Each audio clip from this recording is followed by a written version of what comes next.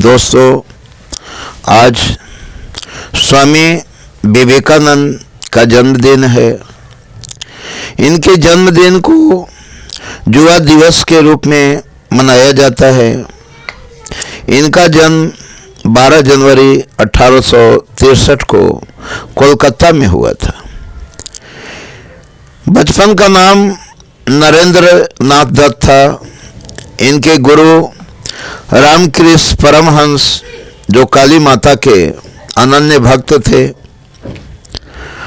और इनको विवेकानंद की उपाधि खेतरी महाराज, जो राजस्थान के थे, खेतरी के महाराज अजीत राज सिंह ने दिया था।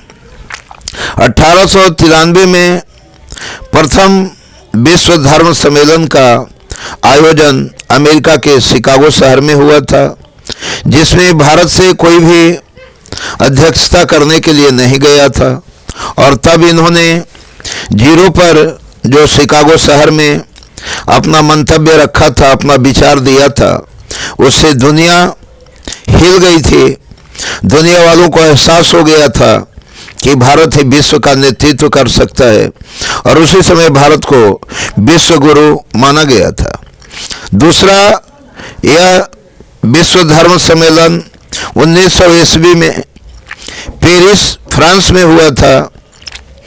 और इस प्रकार विवेकानंद जब तक रहे, देश के युवाओं को, हर वर्ग को जागृत करते रहे, लेकिन खास करके युवाओं को अधिक प्रेरित करते थे। उनका विचार था कि देश की युवा पीढ़ी ही देश का सर्वांगीण विकास कर सकती है।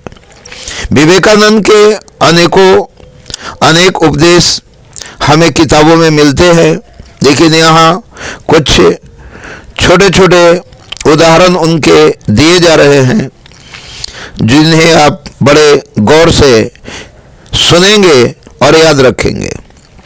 उठो वीरों, जागो, और तब तक नहीं रुको जब तक अपने लक्ष्य को प्राप्त न कर लो। ब्रह्मांड की सभी शक्तियां हमारे अंदर हैं। तीसरा है, किसी को बुरी दृष्टि से ना देखें, किसी की निंदा न करें। अगर आप मदद के लिए हाथ बढ़ा सकते हैं तो जरूर बढ़ाएं। चौथा उपदेश, बाहरी प्रकृति केवल दिखावा है, वो एक आवरण है जिसमें कोई भी सार तत्व नहीं है। हमारी आंतरिक प्रकृति बहुत व्यापक और बहुत बड़ी है, और आज भी विश्व को कोलाहल भरे वातावरण में इस प्रकृति की आवश्यकता है, इस सूक्ष्म दृष्टि की आवश्यकता है। जब तक लोग इस सूक्ष्म दृष्टि को नहीं पकड़ पाएंगे, तब तक दुनिया में सुख और सच्ची शांति प्राप्त नहीं हो सकती है। अगला ज्ञान इनका था, सच को कहने के हजारों तरीके हो सकते हैं, फिर भी सच तो वही रहता है। जितना बड़ा संघर्ष होगा, जीत उतनी ही शानदार होगी। और आज की युवा पीढ़ी संघर्ष कम करना चाहते हैं, सफलता बड़ी प्राप्त करना चाहते हैं। और मैं किसी की बुराई नहीं कर रहा, लेकिन आज का युवा वर्ग थोड़ा सा विलासी और अश्लील हरकतों की ओर जा रहे हैं। आज असभ्यता नंगा नृत्य कर रही है।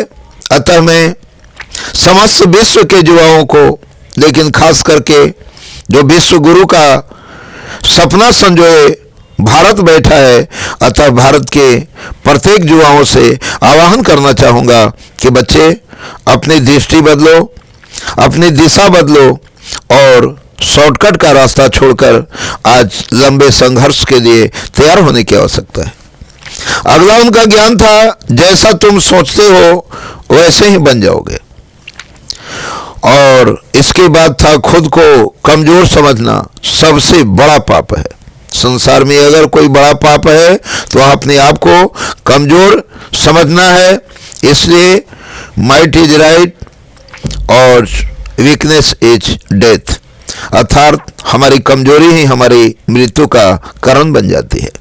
जब तक आप खुद पर विश्वास नहीं करते तब तक आप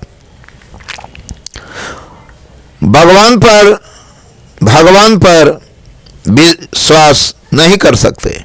भगवान पर अगर आपको विश्वास करना है, भगवान को प्राप्त करना है, ब्रह्म ज्ञान को प्राप्त करना है, तो उसके लिए सबसे पहला चीज विश्वास है। विश्वासम फल दायकम।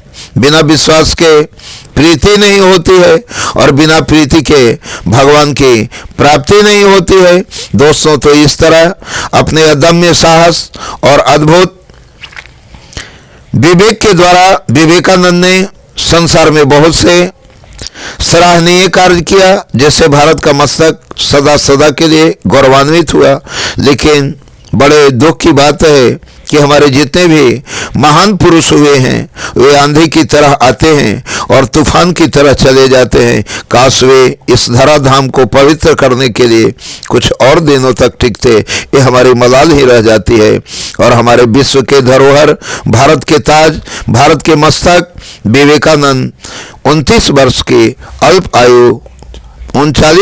की अल्प आयु में 4 जुलाई 1902 ईस्वी को भगवान को प्रिय हो गए, स्वर्गवास सिधार गए।